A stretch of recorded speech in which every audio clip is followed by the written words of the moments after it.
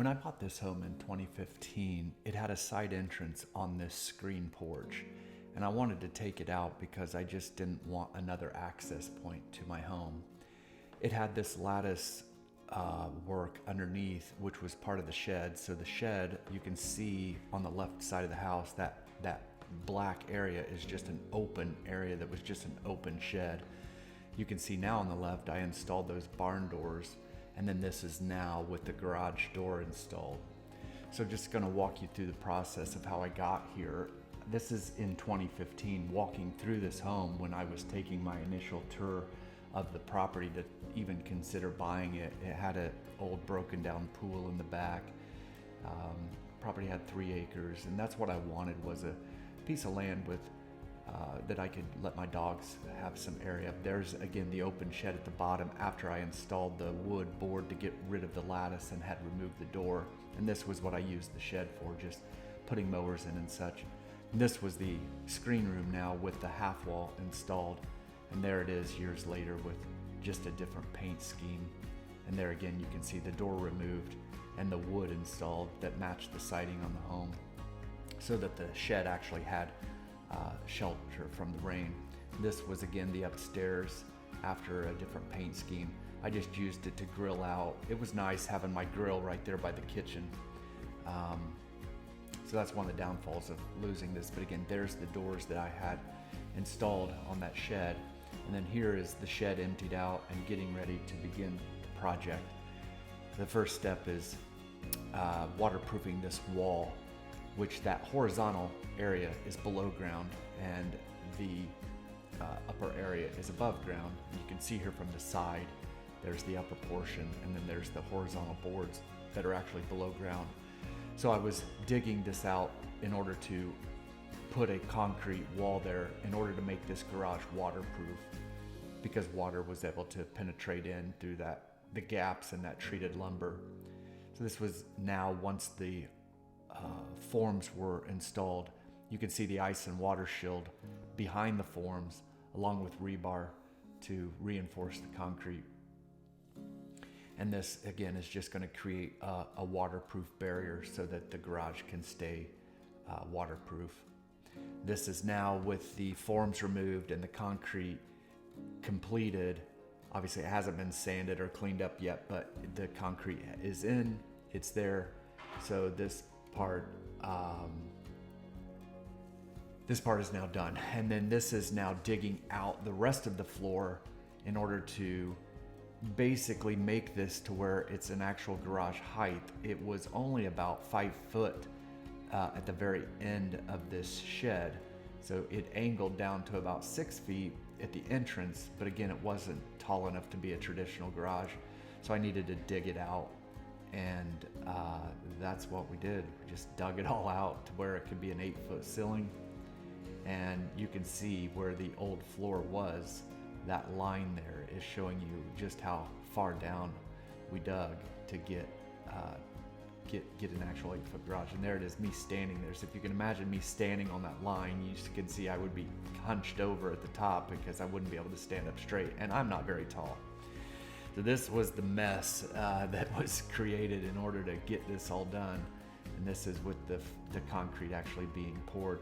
The guys actually mixed this by hand rather than trying to get a truck back there, which was saved me some money, but it made it a lot harder work for those guys. But bless their hearts, they got it done. And this was with the concrete completed. You could see the new trim boards on there.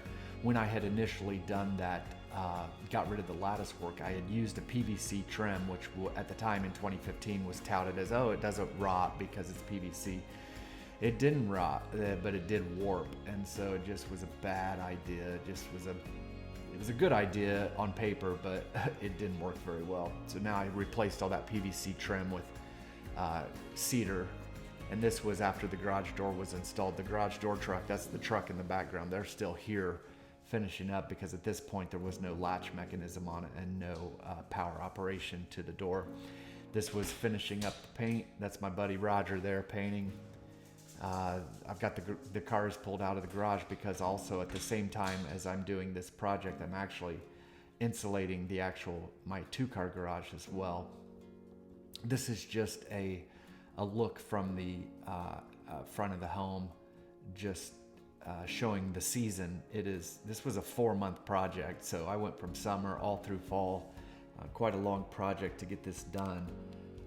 Just took some time, from concrete to landscaping to ordering the windows to painting, and then you'll see even for the screen room, just getting the whiskey room completed with furniture assembly and all of that. But this is now looking at the upstairs. You can see the original door there.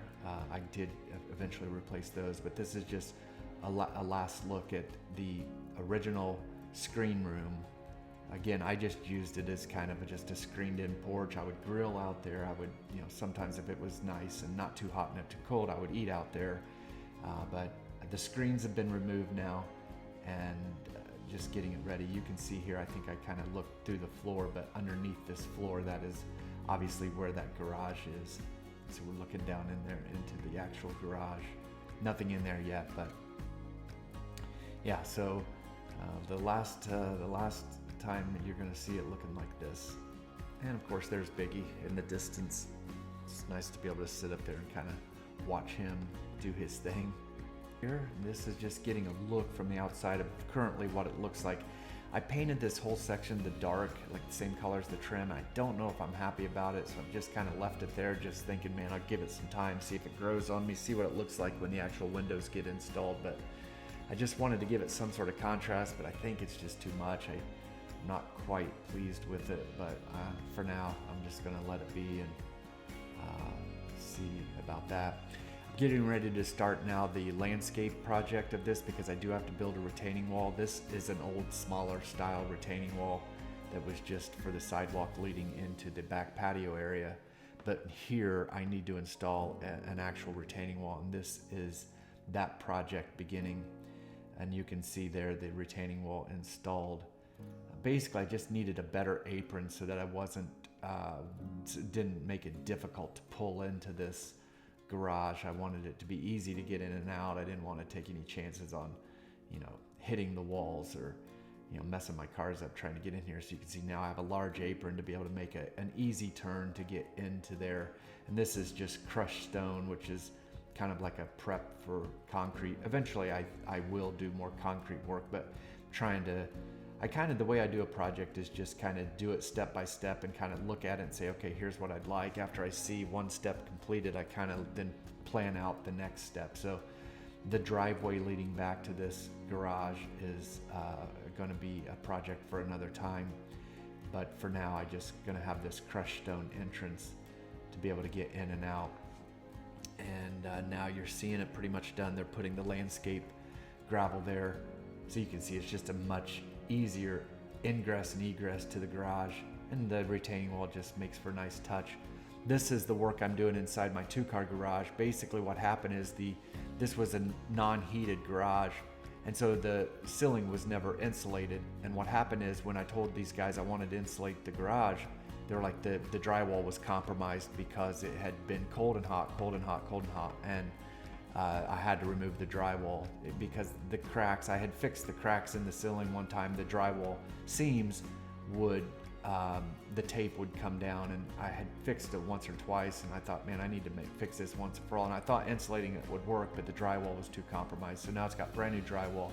I got brand new lights there, really bright LED discs that really brightened the garage up. So made it for just a much better presentation, and it's now heated, which is nice.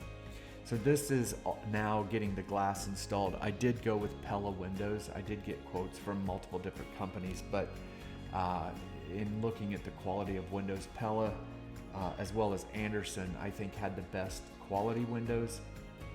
I chose Pella, just like the guy. He was a really good salesperson, and gave me a pretty good price on getting these windows. These are casement style, so they open up all the way. I mean, they open to a full 90-degree angle, so it can still be like a screen room because the windows do have screens. So if ever I want to use that like a screen room, I can. Of course, there's my pups, but now you can see a good view of with the windows. Some of them are open, obviously, and then with the retaining wall, with the garage door up, kind of how it's coming together. And this is inside just as the guy is cleaning up from getting the windows installed. Pella did do the outside wrap on the windows, but they do not offer inside trim work, so I got trim guys coming to finish out the trim. But again, just another look at the outside with the windows installed. So it's coming along nicely, getting close to the end, and I was really happy with how it turned out. Again, still not positive. I want to keep that siding in the dark. I may go back to just keep the trim dark, but then go back to making the siding just the same color. I was just thinking again, make this section of the house kind of its own little thing, but I'm not real happy with it. This is now insulating the lower garage, so you can see the insulation is installed, and that's T111 board on the back. And basically what I do is I just have them put the T111 board on that insulated portion as well. Now the only thing I wasn't able to get done this season was to have this garage painted, so I have to leave that. This was making another trip to Lowe's, buying product. This is with the subfloor installed, getting ready to do the flooring, and getting ready to do the trim work inside this to finish this room out. Now it's trimmed out, and I'm excited to get it all painted. There's the doors. I got new doors, entry doors for this room as well. The old ones were exterior doors, and I don't need exterior doors now that this is going to be a climate controlled room. I don't have to do it. And there is the floor going in. I did go with a vinyl plank, which there is no other vinyl plank in my house, but I was able to get vinyl plank that matched the hardwoods that I have in the rest of the house pretty well. But you know, vinyl plank is really durable and scratch resistant, waterproof, so just makes for a nice, it's a little less expensive. And this is installing the new doors. I did have to get new hinges because this is an interior door, not an exterior door, so it's a different thickness. And this is priming now all of the trim work, putting the handles on the doors. The doors are not frosted, they just have the protective coating over them. And this is now going in with all the painting now in its final stages. We are reaching the end. The doors came primed but not painted, so getting them painted to match. And yeah, it's exciting. It's almost done. And now here we see the finished product. There's the doors without the protective coating on them. The trim is done, the painting is done, the windows are installed, the floor is done, everything is done in this room, and I'm kind of laying out some pictures, getting ready to hang those to get ready to bring some furniture in and make this official. And the dogs, of course, are learning the ropes, figuring it all out, and sniffing their way around. But yeah, there's how it all turned out. The trim, I was super happy with how this trim work turned out, and I just love all the windows in there. It just really feels really neat. Just excited to have it. This is where I'm finally starting to feel light at the end of the tunnel, that it's finally all coming together, man. Just living through these projects can be stressful and dirty, and always having somebody in your house. Here is with the Land Cruiser actually in the garage now, and you can see how it just nicely fits in there. Plenty of room on both sides. This side might be a little tight, plenty of room at the top. Obviously I needed more room on this side to be able to get out, but again, this is just going to be for the Land Cruiser, just to store it in there. And I do drive it maybe once a month, but I just love that thing, and just trying to keep it pristine and have a home for itself. And that way I can park other cars in the 2-car garage, which will just make life a little easier. And this is now hanging out in the whiskey room. Once I have furniture in there, everything's installed. I'm just sitting here chilling out with Pearl while she's taking a nap, and just sitting back and just so happy that this part of the project is completed. And yeah, it's super comfortable in there. Just does give a really different vibe sitting in a dark room like this. So yeah, even though I'm at home, I do feel different in this room than I do, in my home office or in my living room. It's just really interesting how the dark themed room can really bring a different vibe, just more of a chill type feeling. So I walked through, I'm just kind of showing you a couple of the pieces I put in here. This is a book called Legends of Kremlin, and I got this as a gift from a Russian Jew client of mine. And so here I am thinking he gets me this book, and I thought, oh, this is a kind of a cool little keepsake. But what I didn't realize is it was actually a vodka specialty, like a special edition vodka container. And I have tried this vodka. It is like the smoothest vodka. I mean, it is like drinking water as far as how easy it is to swallow. I was interested, like I've never been able to take shots, but man, that stuff is so smooth. But I know Russia is known for their vodka, and I understand why now. But I liked it so much, he actually got me a second one because I was just so enthralled with the gift. This is a little carved wooden statue of an old man with his dog. That flag is my grandpa, my dad's dad, from his military flag from his funeral. And these are just a couple of, there's a couple more Legends of Kremlin bottles that I had got. It's the alcohol section. That picture there is of a dog I had named Ruthie. This is just kind of walking up so you can kind of see how I get to the whiskey room. This is my living room, and moving through the living room. Over there you can see my wood stove, and then into the kitchen / dining area, and then that is where that leads directly to the whiskey room. So this is what it looks like during the day. So again, not quite as dark during the day, but it does still have that dark vibe to it because obviously it is dark. I tried to get dark furniture in there. Of course, there's my cat Edith, and again, just kind of looking around at what I got. The side cart here table, that I did have to buy this, so that I did have to buy. I did have the couch already. I had the ottoman. I did buy this bar with the 4 stools, which will be nice to just have extra seating when I have people over for meals and such. And then I did have to buy the TV as well as the TV stand. The TV stand and the side cart actually match, which is nice. So we'll say a quick goodbye to Edith and we wrap it up. I hope you enjoyed it, and yeah, thanks so much for watching.